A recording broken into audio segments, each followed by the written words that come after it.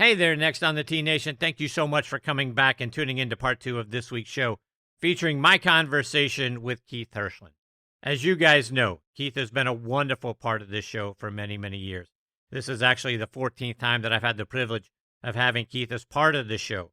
As you also know, he is one of the great golf TV producers, in my opinion, in history. He has produced shows for ESPN, ESPN2. He was there at the very start of the Golf Channel back in 1995, and now he is producing the broadcast for LIV Golf. He is also my all-time favorite author. My all-time favorite book, Cover Me Boys, I'm Going In, Tales of the Tube from a Broadcast Brat, is obviously written by Keith and about his broadcast family. He grew up in that. So please, if you enjoy broadcasting at all, if you have ever had any interest in it, go pick up that book. You're going to learn an awful lot. I know that I did. I'm also a fan of his nonfiction book, Song Girl, A Mystery in Two Verses, has a CT Mascaro character, so I'm very partial to that book. I hear that my character might be doing a reprise in the upcoming sequel to that book. We'll talk about that. You'll hear Keith tell that story.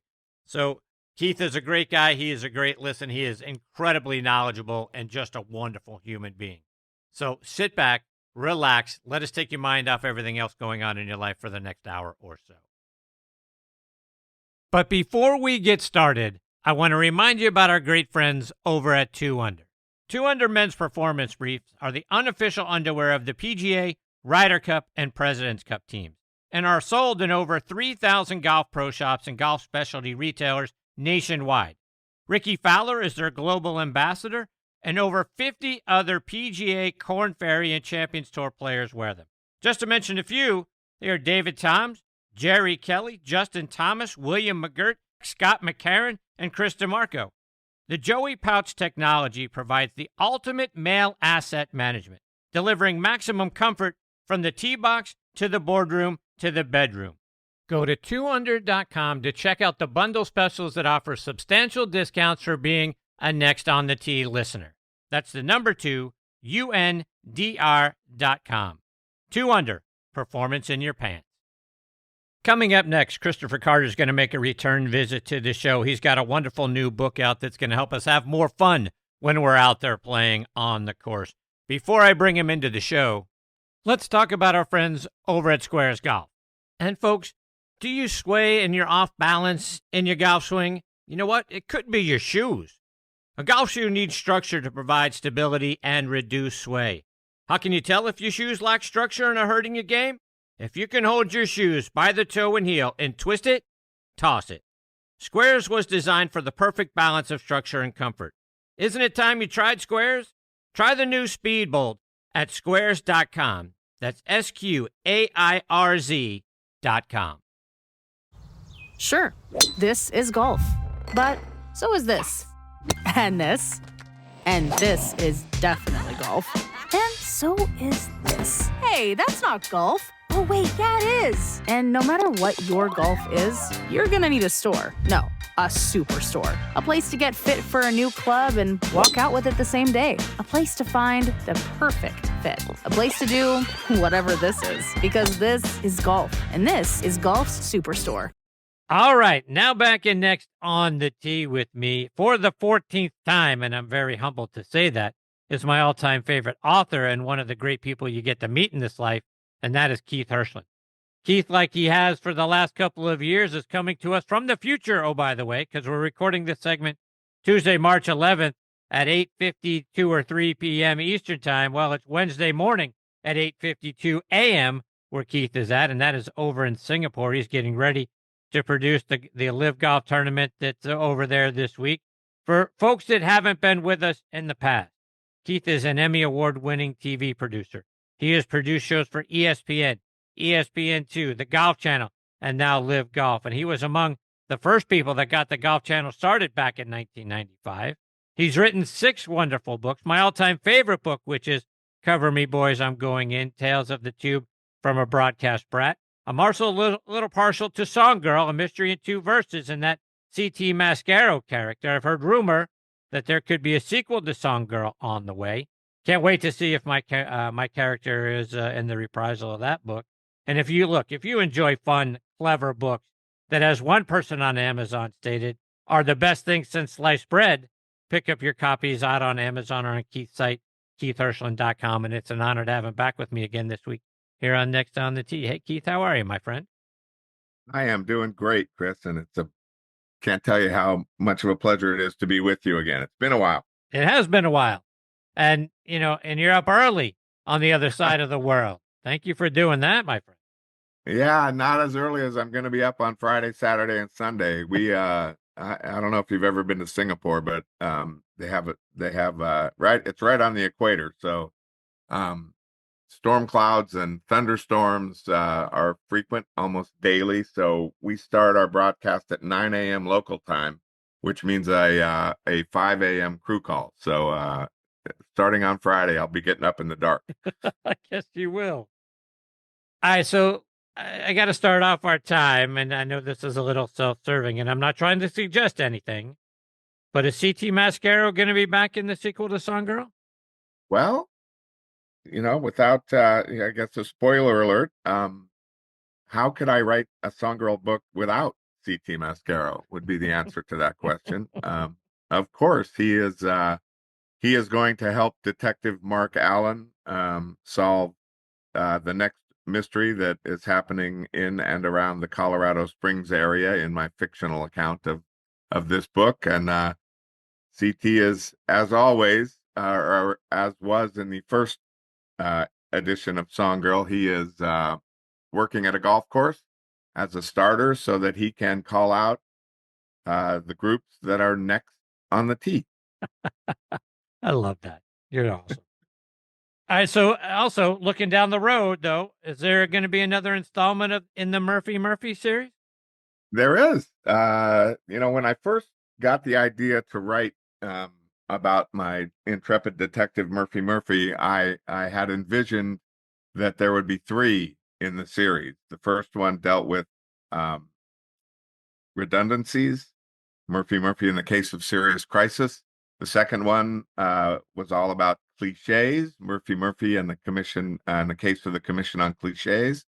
And then the third would always be centered around Murphy helping out the pun police. So when I get done writing the latest Song Girl book, which is working title is With Friends Like These, then I'll get to work on the third and maybe final installment of the Murphy series. Well, I can't wait for all of that because you make it so much fun. And that's why I say, in your intro, if you're looking for a fun, clever book, it's just the things that you write about. And again, these nonfiction are just that they're just so much fun to read and to kind of weave your way around. And I don't want to get into the details because I want people to buy the book and read them, but it's just a fun read. The bottom line is they're just a fun read. Yeah, you're very kind to say so. And that was the goal. I mean, it was always about trying to make it entertaining and fun for the reader. So, and I have a ton of fun writing them. So, that helps. Keith, I want to switch gears a little bit and talk about broadcast technology because you guys have been on the cutting edge of so many technological advances around the broadcast that you do, introduce so many great new things. Will you be introducing even more technological advances into the broadcast this year? Well, we hope so. And I appreciate you saying that. And, I love the fact that, one of the things that we were charged with when we first started doing this was to, make golf. Golf has always been a lean back sport. The great David Hill, who worked with us and consulted with us in the very beginning from Fox Sports, was, made this point that, historically golf has been a laid back, a lean back sport. It's a sport where people sit down on their couch, it's on in the background, and maybe you take a nap. He said, we would, what we should aspire to is to try and make golf more of a lean in sport, to make the viewer, want to know what's going on, to make the viewer lean into the production. And we've tried to do that with some of our enhancements and some of our technology. If you've watched the broadcast, you know that we have a lot going on. There are a lot of graphics on the screen, the leaderboard, the pylon. It's constantly updated because, we don't feel like we want to be like everybody else that holds scores back when we're showing shots on tape. We like We want the viewer to kind of pay attention to the pylon like F1 racing or NASCAR to see, if their favorite player is moving up or if their favorite player is moving down. They don't, they do that live in auto racing, and we thought, why not golf? A lot of the things that we're doing include more enhancements around trying to show the undulations and breaks in the greens. As a golf fan and as a viewer, it's a game that's played on a 3D environment on a 2D television screen. So, it's hard. It's almost impossible to show how much contour there is in a lot of the greens in the golf course. Augusta National, not that we do that, but Augusta National is a perfect example. When you go and set foot on the grounds of Augusta National for the first time, you're blown away by the elevation changes and the undulation and how much movement there is in that piece of property. And so I think that's one of the main things we're trying to do is get the viewer, bring the viewer closer to the fact that, look at how much slope there is on this green, and here are ways technologically that we can do that, among a dozen other things that we're working on every day. And Keith, last month, you guys opened the season at Riyadh Golf Club under the lights. How difficult was it to try to keep track of all the golf balls in the air at night? It was crazy, and in hindsight, when we were there in December for the league's promotion event. And at that time, they were talking about starting at like 4:30, 5 o'clock in the evening, and then playing until 10 o'clock at night. And what we found was that time at dusk, when the sun was just setting, it was impossible for our camera guys to see the golf ball in the sky. And it was also, we had a couple of players go out and do some testing for us, and it was, basically impossible for them to see the ball. So the league made the decision to go full on at night. So we teed off, once the sun set. I think we teed off at 6:15, something like that. But they expended a lot of resources, put a lot of money into lighting that golf course. If you were in the fairway, tees, fairways, and greens were exceptionally well lit. If you missed the fairway by 10 yards, it was tough to see. It was tough to find the golf ball and tough to follow the golf ball. So, but it looked great. It was crazy fun. It was just one of those things that, again, as a league, we're trying to, push the envelope a little bit more in terms of the broadcast every day. And this was an opportunity to showcase the golf course at night and the players at night. And, who knows if we'll do it again, but if we do, it'll be more fun. Speaking of golf at night, as people see you guys playing out at all these international venues, outside of this week's tournament and the one in May that's going to be over in South Korea, really all the times are really the same as we would see at golf here, right? You got some early morning tee times, you got some noon tee times. It's not like you've got to figure out, I got to tune in late at night or in the wee hours of the morning to watch these international events. No, they're at regular times that we would watch golf normally. Yeah, for the most part, I think that's right. And you're right. When, you're out in the Middle East or, out in Southeast Asia like we are right now, it's a little more difficult, but fans of the Asian Tour and the DP World Tour have been, at least fans in the United States have been accustomed to that for years. And so, but you're right, as we leave here, it'll get easier and easier, I guess, to find us on a normal time. And the other thing I love about what we do is, the league only asks for a 4.5 hour to 5 hour commitment. There's not a 7 a.m. tee time and a 3:30 p.m. tee time. We all go at the same time with the shotgun start. So every player is on the golf course at the same time. And it's one of the things that the fans, especially on site, love about the league is, that they know that it's only a 4.5 hour commitment. And they also know, again, I go back to auto racing as an example, but who's going to be there.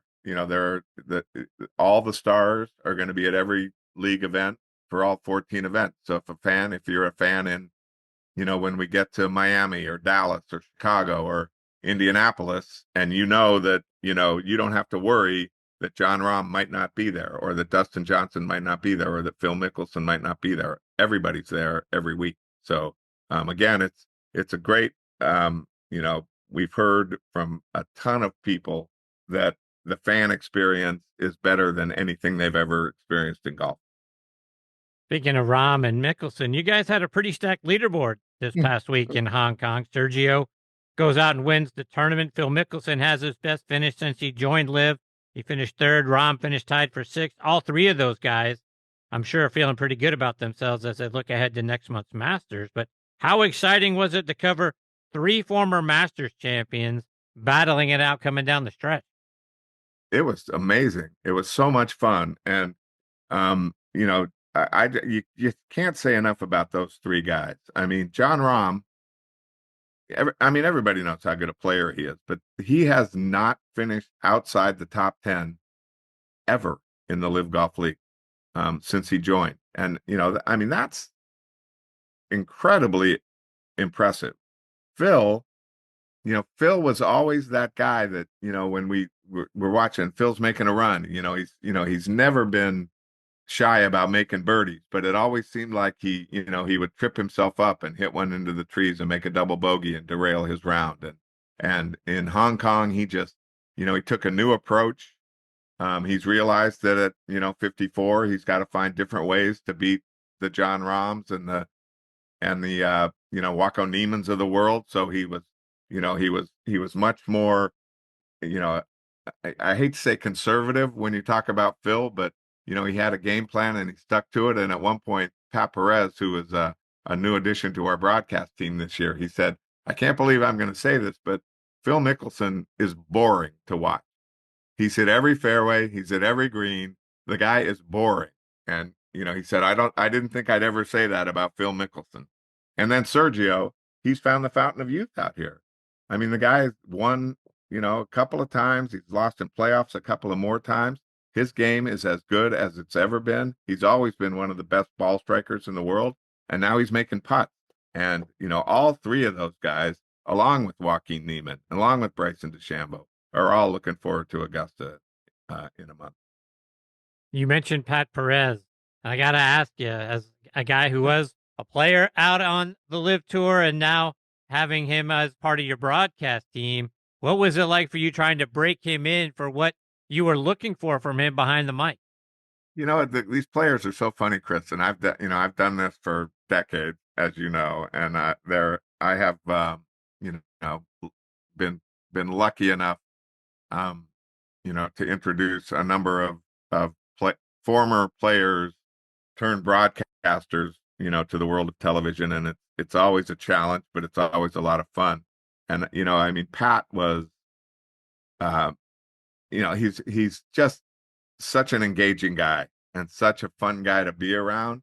And as we were having meetings, on the phone before we got started, he's like, "Well, what, I'm just, I can't, I'm losing sleep. I can't, I'm worried about what I'm going to say and how to say it and what to do." And I just said, "Pat, we haven't even started yet."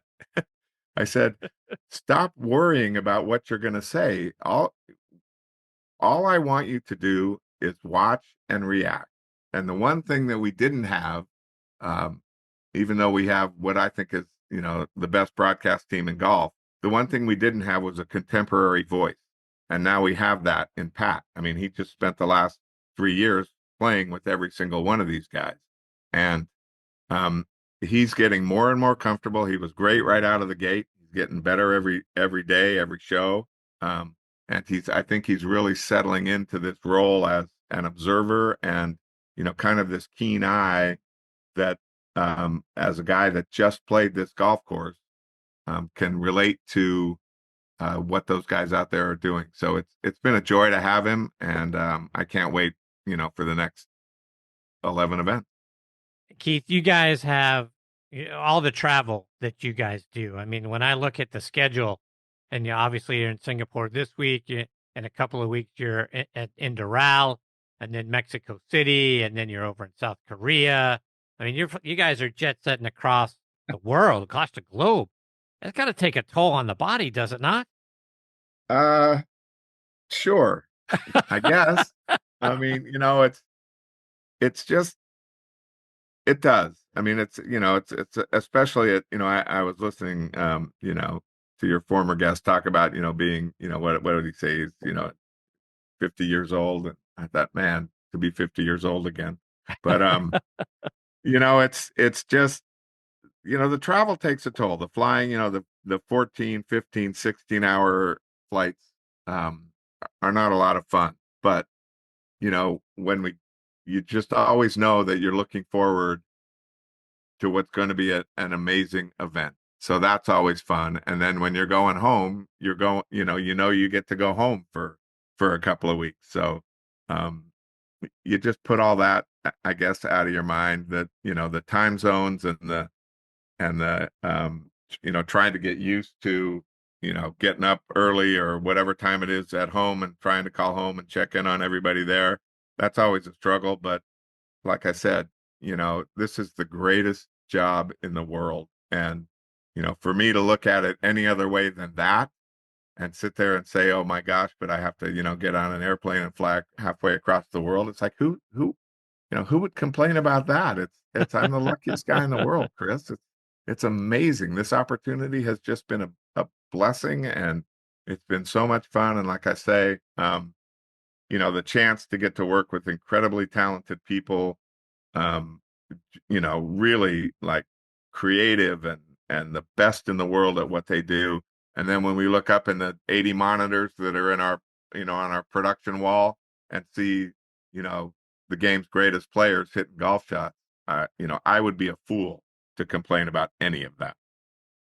Keith, just a couple more before I let you go. And here we are on the heels of the Arnold Palmer Invitational here on the PGA Tour. And as a guy who was there when the Golf Channel was just being launched, I'm guessing you spent your fair amount of time with Mr. Palmer back then. And then when you were producing shows that appeared on the Golf Channel, talk about your relationship with the King.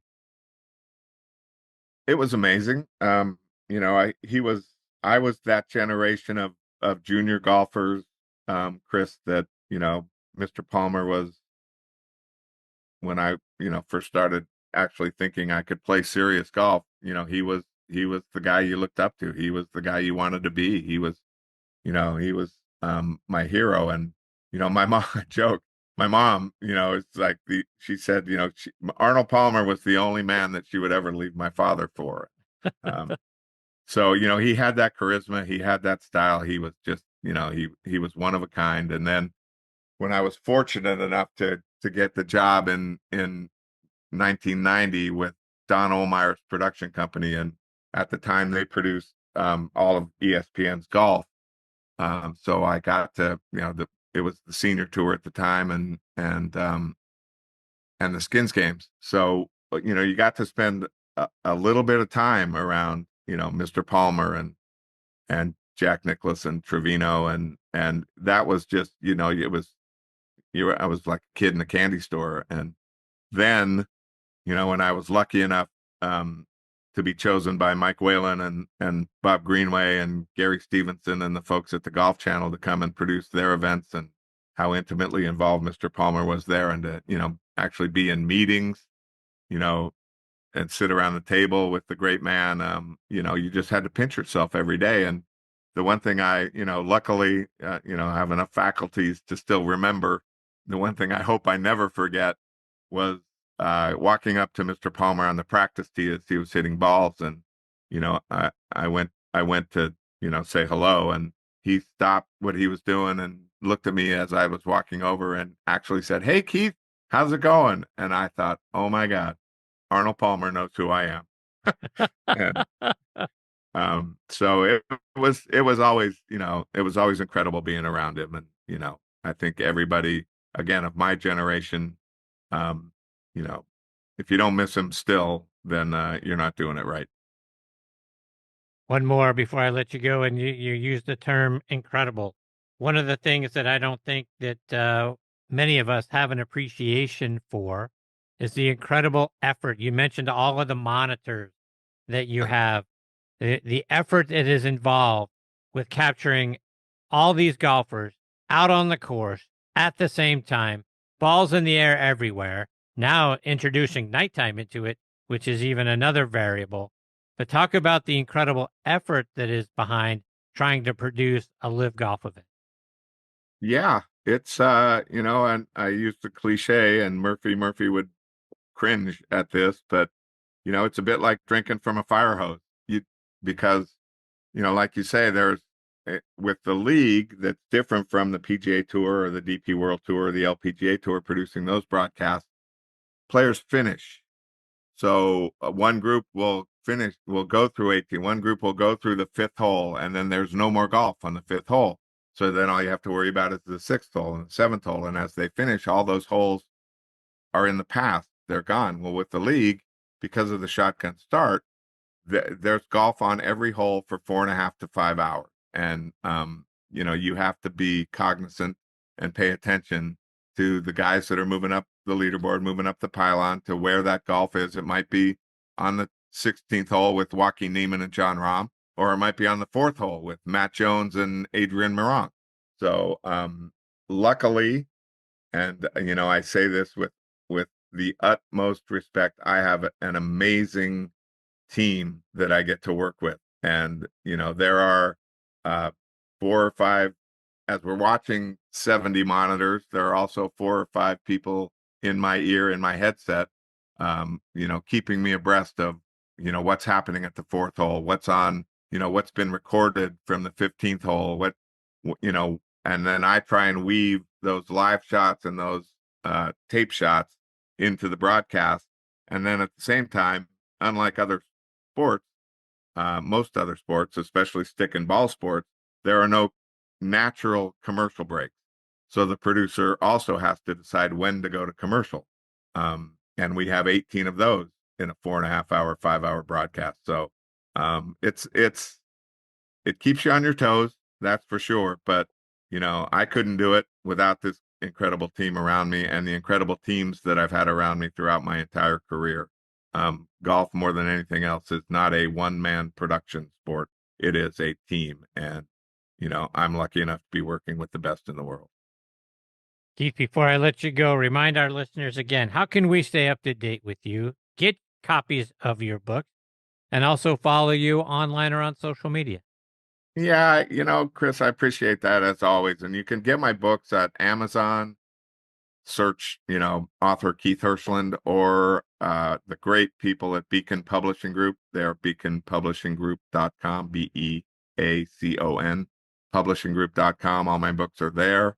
I've kind of taken about 16 steps back from social media. I'm off X. I was on it for a while and got to the point where I just couldn't handle it anymore. It was just too much negativity. Everybody wanted to fight about everything. When you said something that was factual or trying to explain something, they'd bark back at you that, you didn't know what you were talking about. And I was like, I've had enough of this. I don't need that. So, now it's just, I just look forward to every day, trying to make a positive impact and trying to be the best person I can be and the best golf producer I can be and not let any of the noise around, get in the way of that. So I appreciate you asking, and I would love people to read the books because, again, I think, like you said, as we started this whole thing, I think they'd find them fun to read. Yes, they are. Keith, you are absolutely one of the great people you get to meet in this life for the way that you treat others, the way that you have a positive impact on everybody that comes in contact with you. The world needs more Keith Hirshland. Thank you for being You're here. Sweet to say that, Chris. And I would say that you are one of my great friends, and you are one of the best in the world at doing what you do. Listening to your shows and talking to you, you just get it right. You know how to listen, you know how to ask the right questions, and you're always interested and interesting. I can't thank you enough for that, my friend. That means a great deal to me, especially coming from you. I hope we get this privilege of catching up with you again before too long. Love to. Take care, my friend. All the best to you, Sarah, and the rest of your family. Thanks. Same to you. Thanks, Keith. That is the great Keith Hirshland, folks. And when I say great, I'm not exaggerating. You heard in the tone of his voice and the things that he talked about and the way that he phrases things and puts things out there, just what a wonderful individual he is. Positive impact? Oh, yeah. There's not a guy out there that's having a more positive impact and keeping it that way than Keith Hirshland does. I mean, like I said, I've had the privilege of having Keith on the show a number of times, 14 counting tonight, and it just never gets any different or better. It's always great. It's always outstanding. He's always uplifting. He's always looking for the positive way to have an impact on everybody around him and then on the broadcast as well. So to me, he's my all-time favorite author because his books are so much fun to read, so informative when you look at some of the others that are in the nonfiction section. Again, when I think about Cover Me Boys, I'm Going In, that to me was a huge education for me on what it's really like to be inside the broadcast world. So that taught me a great deal. And then I went from learning something to enjoying everything else that he has written. So I can't thank him enough for everything that he has meant to me over the years, for everything he's meant to the game of golf. I mean, look, he's one of the guys that started the Golf Channel. So without him and a lot of his efforts, who knows where we are today in the broadcast world and with the Golf Channel. So I just can't thank him enough for everything that he brings to everyday life. And I'm sincere when I say we need more Keith Hirshland. All right, my friends, it is time for me to put a bow on this episode of Next on the Tee. I want to send out my sincere thanks again to Sean McKeel, Tom Stickney, and Keith Hirshland for joining me this week.